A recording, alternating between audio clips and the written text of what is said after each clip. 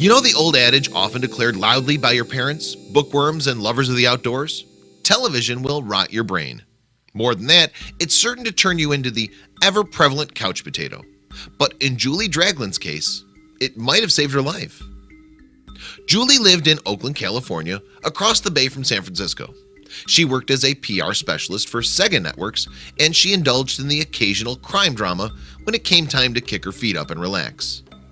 Of course, you might expect that crime shows on TV aren't any good for more than killing a few post-work hours. They're mostly fiction after all.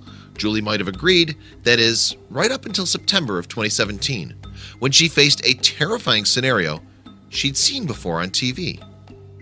It was about 5 p.m. and Julie was on a Bay Area Rapid Transport or BART train.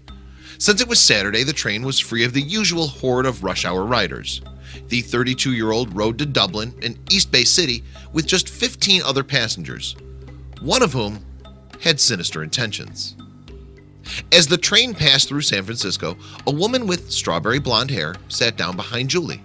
Cameras captured the ensuing scene as the stranger casually dropped a note on Julie's lap. Julie picked it up and read it over.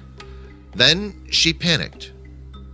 Anyone who's ever ridden public transportation, especially the BART, will tell you that it isn't unheard of for strangers to hand out notes. Usually the messages claim a debilitating ailment and ask for cash. This note, however, put its own spin on the practice. Written in ink, the note carried a terrifying message. There are 2 guns pointed at you now. If you want to live, hand back your wallet and phone now, and do not turn around and be discreet. Do not turn around until after you have left Civic Center, and you will live. Then Julie did what anyone in her situation would do. I started freaking out, she later told the San Francisco Chronicle. She didn't want to give up her stuff, of course, but what could she do? Heart racing, she surveyed her surroundings. Something stood out. What stood out to Julie as the seconds ticked away?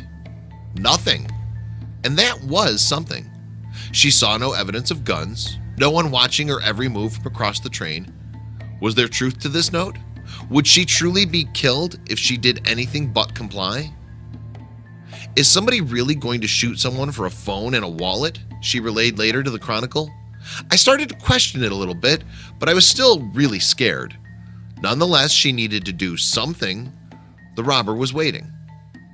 Taking stock of her surroundings to make sure once more that no one had a gun leveled at her, she mouthed, "Help me," to the man sitting across from her. He didn't notice apparently because he left the train at the next stop. With Hope exiting the train somewhere around 16th Street, Julie had few practical and discreet options left.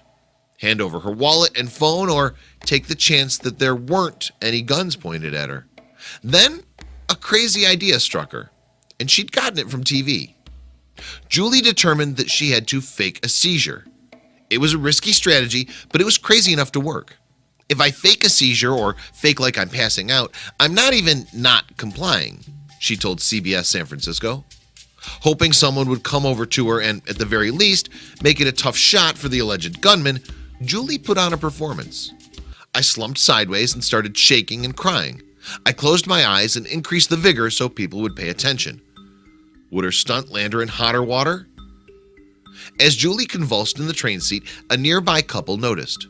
Like good Samaritans, they rushed to check on her, and that's when Julie handed over the note. Once the couple read the bold, red ink threat, they understood exactly what was happening. Apparently, drawing attention to herself did the trick. As Julie reported, the strawberry blonde woman she assumed, and who cameras later confirmed to be the note passer, exited the train as it stopped at the Civic Center station. Julie was safe. Or was she? As she turned out, there weren't 2 gunmen sitting on the train waiting to shoot Julie. The note was a lie. It was a scam designed to get some money out of someone panicking for his or her life. Later, authorities searched the Civic Center station for evidence of the stranger. Authorities found no evidence of the woman at the station, but they did see her on BART's cameras. Still, Julie didn't care if they caught her or not. She wasn't going to press charges, and she hoped to leave the incident in her past. She remained level-headed afterwards. In fact, Julie relayed the whole experience very matter-of-factly on Twitter. Someone just tried to rob me, quote, at gunpoint, unquote, on BART. They sat behind me and dropped this note into my lap. Later, with her head clear, Julie recalled where exactly her seizure idea came from. I think it had something to do with watching a lot of Law and Order, Julie said. I think I saw that in an episode. I was very impressed with myself. So there you have it, folks. Yep, a little TV might rot your brain, but it also might just save your life.